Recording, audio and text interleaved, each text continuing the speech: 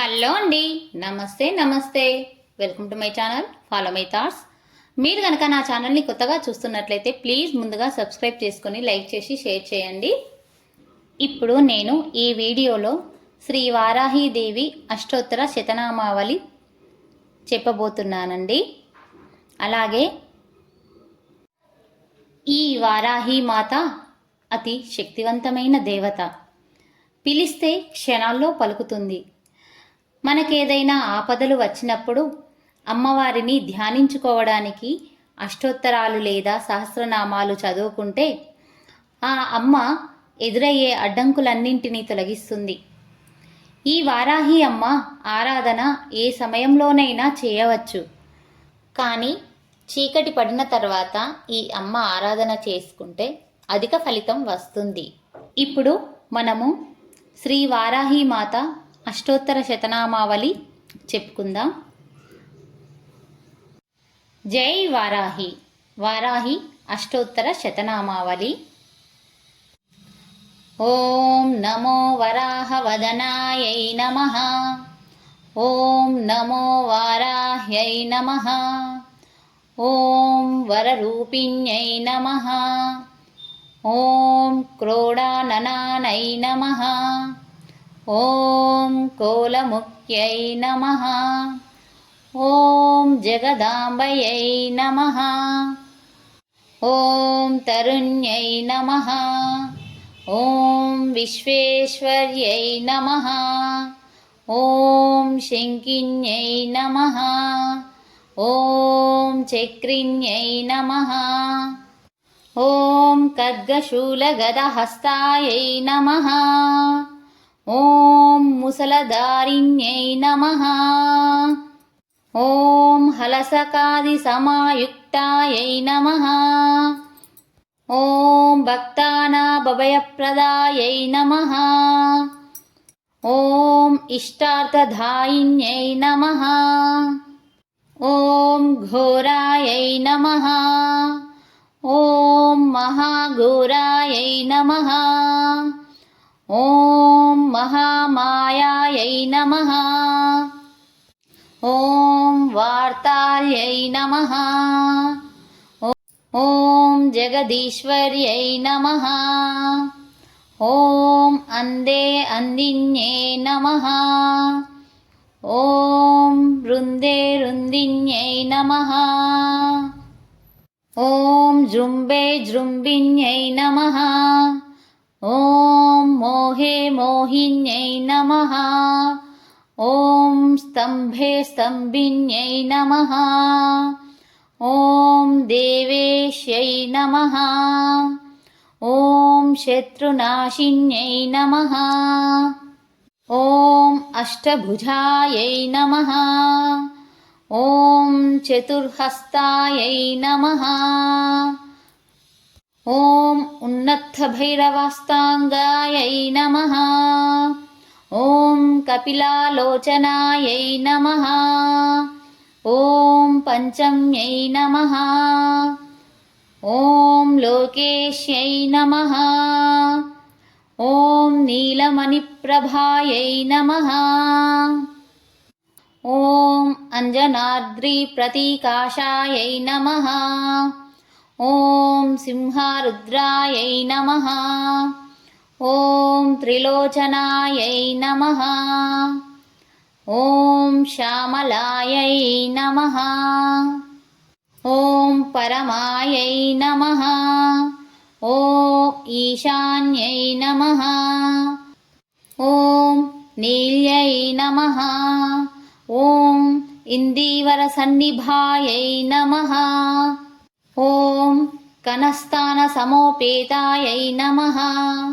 ఓం కపిలాయై నమః. ఓం కళాత్మికాయై నమః. ఓం అంబికాయై నమః. ఓం జగద్ధారిణ్యై నమః. ఓం భక్తోపద్రవనాశిన్యై నమః. ఓం సగుణాయై నమః. ఓం నిష్కలాయై నమః. ఓం విద్యాయై నమః. ఓం नित्यायै नमः। ॐ विश्ववशङ्कर्यै नमः। ॐ महारूपायै नमः। ॐ महेश्वर्यै नमः। ॐ महेन्द्रितायै नमः। ॐ विश्वव्यापिन्यै नमः। ॐ देव्यै नमः। ॐ पशुनामभयकारिण्यै नमः। ॐ कालिकायै नमः। ॐ भयदायै नमः।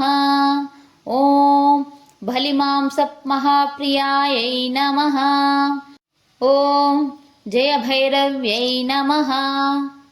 ॐ कृष्णाङ्घायै नमः। ॐ परमेश्वरवल्लभायै नमः।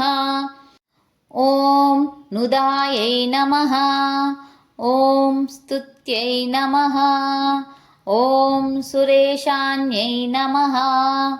ॐ ब्रह्मादिवरदायै नमः। ॐ स्वरूपिण्यै नमः। ॐ सुरानामभयप्रदायै नमः। ॐ वराहदेहसम्भूतायै नमः।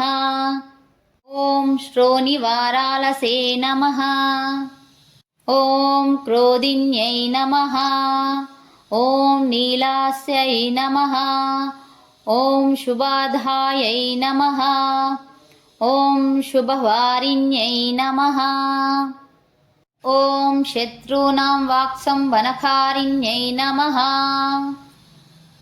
ॐ कटिस्तम्भनकारिण्यै नमः। ॐ मतिस्तम्भनकारिण्यै नमः। ॐ साक्षीस्तम्भनकारिण्यै नमः। ॐ मूकस्तम्भिन्यै नमः। ॐ जिह्वास्तम्भिन्यै नमः। ॐ दुष्टानां निग्रहकारिण्यै नमः। ॐ शिष्टानुग्रहकारिण्यै नमः। ॐ सर्वशत्रुक्षयकरायै नमः। ॐ शत्रुसाधनकारिण्यै नमः। ॐ शत्रुविद्वेषणकारिण्यै नमः। ॐ भैरवीप्रियायै नमः। ॐ मन्त्रात्मिकायै नमः। ॐ यन्त्ररूपायै नमः। ॐ तन्त्ररूपिण्यै नमः। ॐ पीठात्मिकायै नमः। ॐ देवदेव्यै नमः। ॐ श्रेयस्कारिण्यै नमः। ॐ चिन्तितार्थप्रदायिन्यै नमः। ॐ भक्तालक्ष्मीविनाशिन्यै नमः। ॐ सम्प्रदायै नमः। ॐ सौख्यकारिण्यै नमः। ॐ बाहुवाराह्यै नमः। ॐ स्वप्नवाराह्यै नमः। ॐ भगवत्यै नमो नमः। ॐ ईश्वर्यै नमो नमः। ॐ सर्वोराध्यै नमः। ॐ सर्वमयायै नमः। ॐ सर्वलोकात्मिकायै नमः।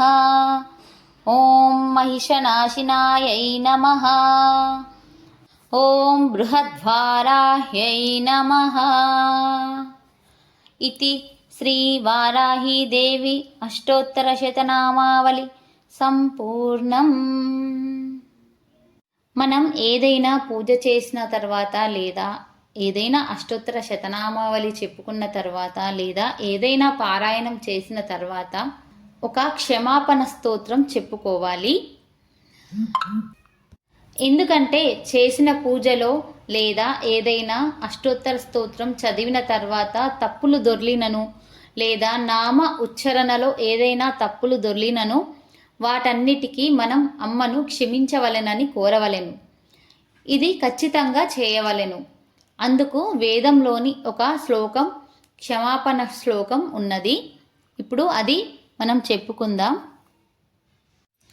యదాక్షర పదభ్రష్టం మాత్రాహీనం చ యద్భవేత్ తత్సర్వం క్షమ్యతాం దేవా నారాయణ నమోస్తుతే. కొందరికి ఈ శ్లోకం కూడా అనరాదు. ఈ శ్లోకం అనరాకున్నా కానీ తల్లి, తండ్రి, అమ్మ, అయ్య మేము తెలిసి తెలియక చేసిన తప్పులన్నింటినీ క్షమించగలరు. మీ ప్రేమ, దయ మాపై ఎల్లవేళలా మీ పిల్లలుగా భావించి మాపై చూపగలరు. 2 చేతులు జోడించి ఇలా చెబుతూ ఆ దేవదేవతలను నమస్కరిస్తూ చెప్పుకోండి. మీకు కనుక ఈ వీడియో నచ్చినట్లయితే please like, share and subscribe. Thank you.